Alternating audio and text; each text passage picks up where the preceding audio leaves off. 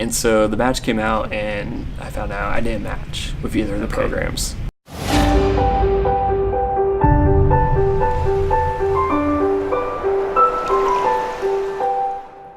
So can you take me through some of the points or pivotal moments between accepting that job up until you got into your current position?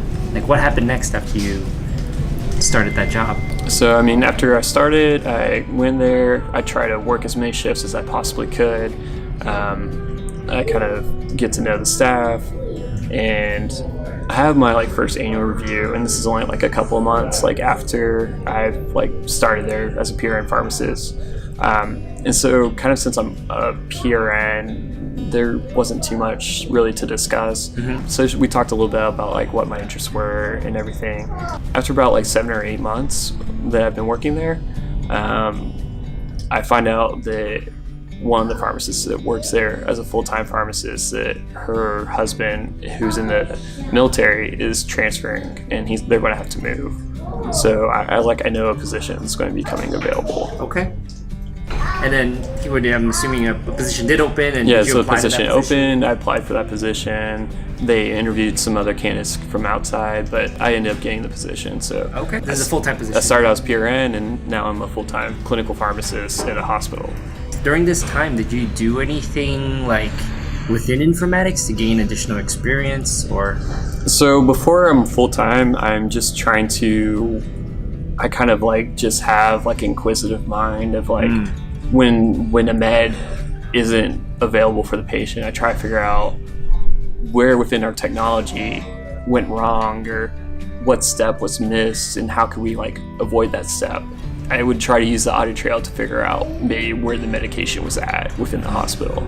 Okay, so you already had that kind of thinking. Mm-hmm. So I mean, that's just kind of how I'm very curious about how that's working. And then our automated dispensing cabinet, I try to get as involved with that, and the setup and refilling and restocking and setting the par levels. And so was that part of your job responsibilities?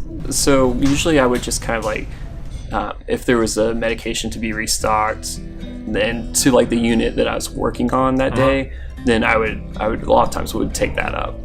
As far as refilling. But whenever we had something that was loaded in the machine but it ran out, I would be okay, why are we running out? It's was it because the we didn't get shipment in from the drug manufacturer, or did we not have our PAR set appropriately? And a lot of times the PARs were set for a different circumstance, and so sometimes it would be a medication that isn't used very often, but then for whatever reason we might have 2 patients or 3 patients that have it as a home medication in addition to kind of its normal routine use. And so I would just kind of do an evaluation of the patients that are on that unit that use that machine, and adjust the PAR levels to make sure that it didn't run out again. Okay. So you dabbled in some of these more probably informatics typed initiatives. Okay. So, but you're still in a clinical role. Yeah, and so I'm still my job is definitely a clinical position with a lot of renal dose adjustment, a lot of antibiotic dosing. Okay. And so that's what my job is.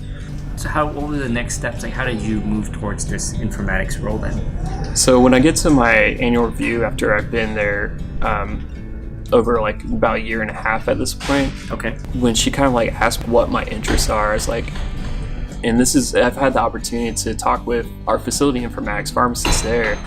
That everything that he was doing seemed really, really interesting to me.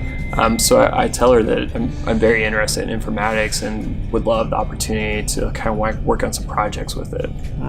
Did anything happen from that? It ended up that from corporate there was a new project, and it was a massive project that our one informatics pharmacist wasn't going to be able to do it by himself. And my director remembered that I had mentioned that I was interested in it, and she's like, hey, I got a project for you. And so I was really excited about that. So that worked out, so basically you let the director did your annual review, let them know about your informatics interest, and pretty good timing. Yeah. I definitely I'm volunteering myself for anything that would be related to that. Like, I'm really excited to do that. So they obviously put you on that project, is that right? Mm-hmm. And it was a really large project, and we were working with people from our corporate headquarters. Oh, okay.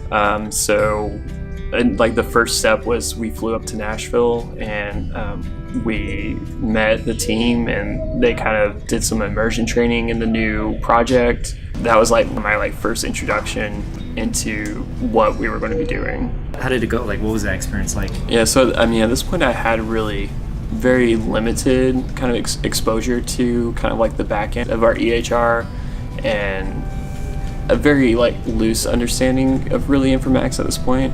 But when I got to Nashville, the corporate team that we were working with, like, they were all like incredible. I was like, man, it's like I was like, okay, this is going to be great getting to work with these people. So I was really excited about that.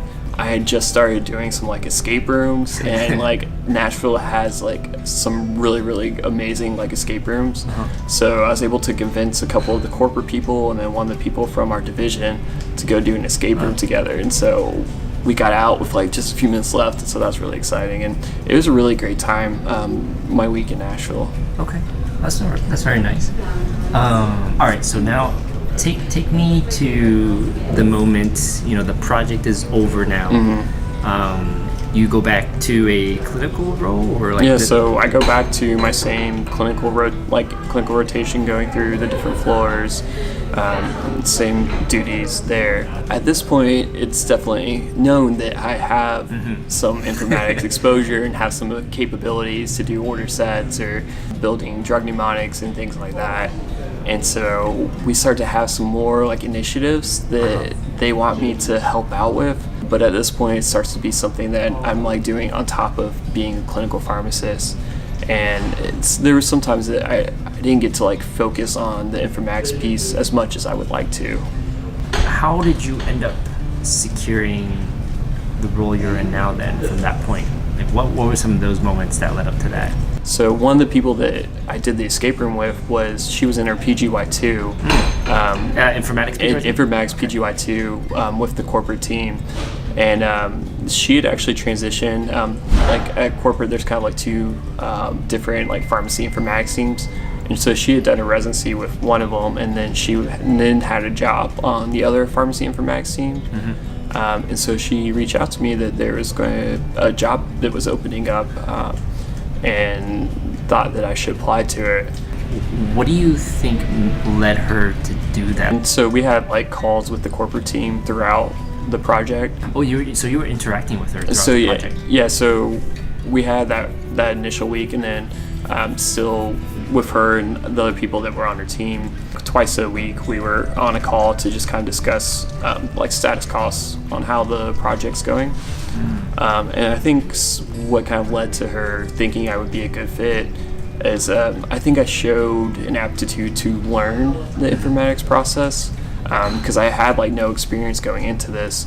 She was able to like observe that I was picking things up pretty quickly. It seemed like they just kind of naturally kind of clicked with how my mind works, and I think I just seemed like somebody who was personable, and maybe like doing the escape room was like something that built a bond there to some extent. This is probably like a really good example of like networking in that sense. But obviously it was more than just that, because you worked with her, and she obviously saw that you did a great job. So you've been in this position for how long? I've just under a year right now that I've been in my current role. Okay. So this is awesome. I mean, I think we can kind of wrap up there, and thanks for sharing the story. One last question then would be, a lot of students, and you look at the statistics, the match rate is like 67% or so. So a lot of students find themselves in this position where they don't end up getting a residency. What's like some tip you might offer to someone who didn't obtain a residency in the match? What would be something you say to those students? Just because you don't get a residency does not mean you can't end up in a career path that is what you were shooting for in the first place. Because obviously residency isn't something you do for your career. It's a step to get to the eventual career path that you are wanting. It's not 100% required in order to achieve what you want to achieve. And then you do still have the opportunity to pursue the residency in a future year. Just because you don't get a residency doesn't mean you should give up on what your goals are. Okay, I think that's perfect. All right, so that's all the time we have today. Thanks for sharing your story and everything, Eric. All right, thank you.